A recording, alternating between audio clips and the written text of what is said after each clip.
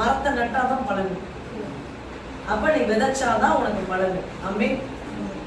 அப்ப இன்னைக்கு கர்த்தர் உங்களுக்கு இரண்டாவதா சொல்ற இந்த செய்தி என்ன அப்படின்னா, நீ விதைக்கிறவனா இரு.